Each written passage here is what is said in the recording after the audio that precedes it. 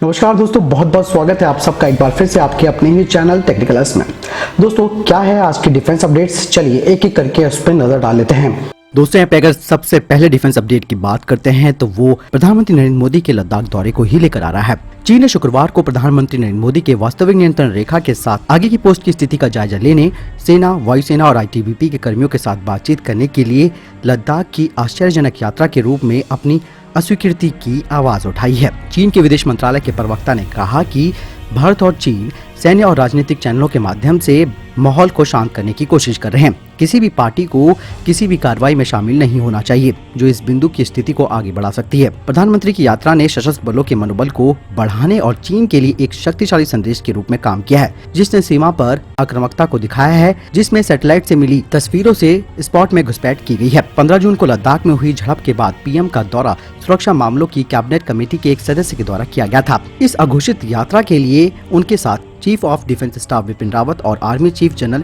MM Naravane भी थे। यानी कि चीन की यहाँ पर टेंशन बढ़ गई है और जब भी भारत का कोई भी राजनयिक अरुणाचल की भी यात्रा पर जाता है तो उनके विदेश मंत्रालय से हमेशा यही बयान आता है कि इस तरीके की कोशिश से दोनों देशों के संबंध खराब हो सकते हैं। लेकिन प्रधानमंत्री नरेंद्र मोदी ने यहाँ पहुंचकर जो जवानों का उत्साह बढ़ाया है उससे चीन के माथे पर बल पड़ना लाजमी है, क्योंकि अभी तक उनकी तरफ से उनके न तो राष्ट्रपति न ही उनका कोई विदेश मंत्री ने उनके सैनिकों का जायजा लिया है और न ही उनके मारे गए सैनिकों की पुष्टि की है। अगली खबर की बात करते हैं तो वो भारतीय नौसेना को लेकर आ रही है। चीन के खिलाफ भारतीय सेना अंडमान में बड़ी तैयारी कर रही है।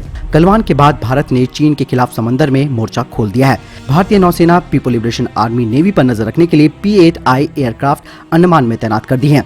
हिंद महासागर में चीन के खिलाफ भारत की चौकसी बहुत मायनों में महत्वपूर्ण हो रही है। साथ ही आपको बता दें कि इससे चीन को और ज्यादा परेशानी होने वाली है। वहीं अगर बात करें साउथ चाइना सी की तो वहां पर अमेरिका ने अपने 2 एयरक्राफ्ट कैरियर भी तैनात कर दिए हैं। अमेरिका ने USS रोनाल्ड रीगन और USS निमित्ज को उतारा है और वहां अमेरिकी नौसेना का युद्ध अभ्यास जारी है। ये चीन के समुद्री विस्तारवाद पर लगाम लगाने के लिहाज से बेहद बड़ी बात माना जा सकता है। अब ऐसा कहा जा रहा है कि चीन की असली घेराबंदी दक्षिण पूर्व एशिया के देशों से होगी। अमेरिका ने इस इलाके में खास तौर पर वियतनाम, इंडोनेशिया, मलेशिया और फिलीपींस जैसे देशों के नाम भी लिए हैं। ये वो देश हैं जिसके साथ दक्षिणी चीन सागर में चीन का विवाद चल रहा है। आपको बता दें कि फिलीपींस के साथ अमेरिका का यानी कि चीन को पूरी तरीके से समुद्र में घेरने की कोशिश कर रहा है अमेरिका और भारत, और ऐसे में भारत के साथ जापान भी खड़ा है और ऑस्ट्रेलिया भी खड़ा है। अगली खबर की बात करते हैं तो वारी है MiG-29 विमान और अस्त्रा मिसाइल को लेकर। TAC के द्वारा करीबन 248 Astra MK1 beyond visual range air to air missile BVRAM के खरीदने के लिए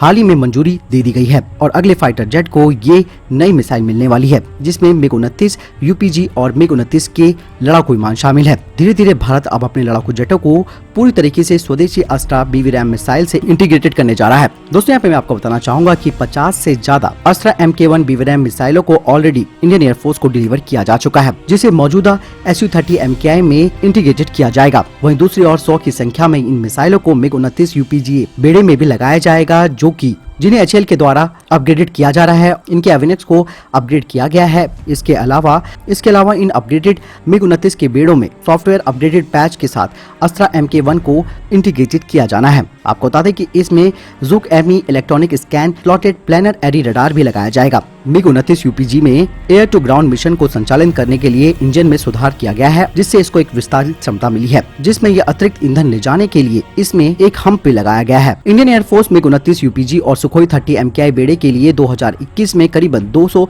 अस्त्रा MK1 मिलना इनको शुरू हो जाएगा। यही नहीं दोस्तों, आपको बता दें कि तेजस MK1 तीसरा फाइटर जेट होगा, जिसमें 2024 से अस्त्रा MK1 BVRAM लगाई जाएगी, जिसमें इंडियन एयरफोर्स ने करीबन 200 से अधिक का आदेश दिया है। सूत्रों से मिली जानकारी के अनुसार अस्त्रा MK1 BVRAM को मिराज 2000 बेड़े पर भी इंटीग्रेटेड किए जाने की योजना है, जिस पर अभी हाल ही में चर्चा भी की गई है। लेकिन इसके लिए सॉफ्टवेयर के डेवलपमेंट के लिए थेल्स RDY2 रडार के सोर्स कोड के लिए फ्रांस की सहयोग की आवश्यकता होगी, जो कि मिशन कंप्यूटर और रडार को अस्त्रा MK1 मिसाइलों के लिए डेवलप करेंगे। अगली खबर की बात करते हैं तो वारी देश के अपने सोशल मीडिया ऐप को लेकर। जिस तरीके से भारत ने चीन की ऐपों पर पाबंद लगाया, अब भारत स्वदेशीकरण की तरफ यहाँ पर जा रहा है। आपको बता दें कि भारत में बड़ी संख्या में लोग सोशल मीडिया का इस्तेमाल करते हैं और आंकड़ों के मुताबिक सोशल मीडिया यूजर की संख्या देश में करीबन 50 करोड़ से ज्यादा है। इसके बावजूद सोशल मीडिया के बाजार में विदेशी कंपनियों का बोलबाला है। कल देश के उपराष्ट्रपति वेंकैया नायडू पहले देशी सोशल मीडिया ऐप एलाइमेंट्स को लॉन्च करने जा रहे हैं। सोशल मीडिया पर डेटा प्राइवेसी को लेकर अक्सर सवाल उठते रहे हैं।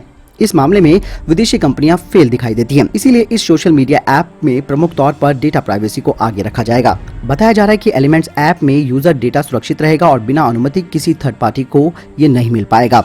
ये ऐप गूगल प्ले स्टोर पर मौजूद है और लाखों की संख्या में इसे लोग डाउनलोड कर रहे हैं। हालांकि इसकी अभी आधिकारिक लॉन्चिंग नहीं हुई है, जो कि कल होने जा रही है। ये ऐप 8 भाषाओं में उपलब्ध होगा और इसमें ऑडियो वीडियो कॉलिंग की सुविधा भी दी जाएगी।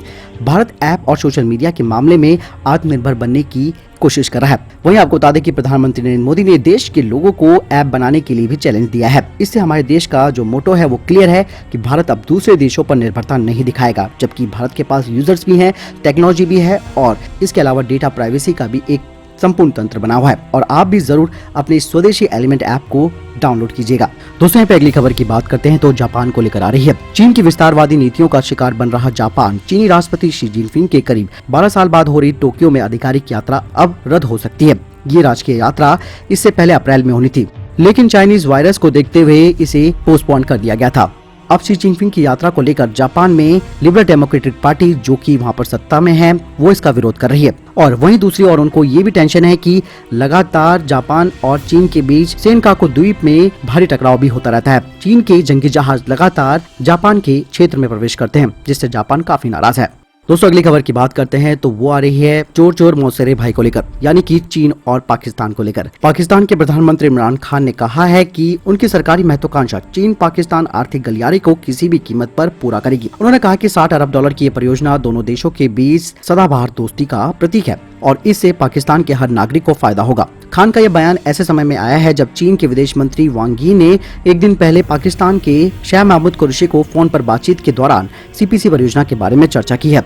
वांग ने कहा कि पाकिस्तान की अर्थव्यवस्था को उभारने के लिए सीपीसी परियोजना को तेज करने की जरूरत है। सीपीसी पाकिस्तान के बलूचिस्तान में स्थित ग्वादर बंदरगाह को चीन के शिनजियांग प्रांत से जोड़ता है। ये चीन की कई अरब डॉलर की महत्वाकांक्षा बेल्ट एंड रोड इनिशिएटिव का एक प्रमुख हिस्सा है। यानी कि दोस्तों आपको बता दें कि जो रास्ता है वो पाक अधिकृत कश्मीर से होते हुए गुजरता है। तो ऐसे में भारत कभी नहीं चाहेगा कि ये जो रास्ता है, यानी कि जो आर्थिक गलियारा है, वो पूरा हो सके। अगली खबर की बात करते हैं तो वो इसरो को लेकर आ रही है। इंडियन स्पेस रिसर्च ऑर्गेनाइजेशन ने मंगलयान यानी कि मार्स ऑर्बिटर मिशन में लगे मार्स कलर कैमरे ने मंगल की सबसे बड़े चंद्रमा फोबोस की तस्वीर ली है। ये तस्वीर 1 जुलाई को ली गई थी, जब मंगलयान मंगल के करीब 72,000 किलोमीटर और फोबोस के करीब 4,200 किलोमीटर दूर था।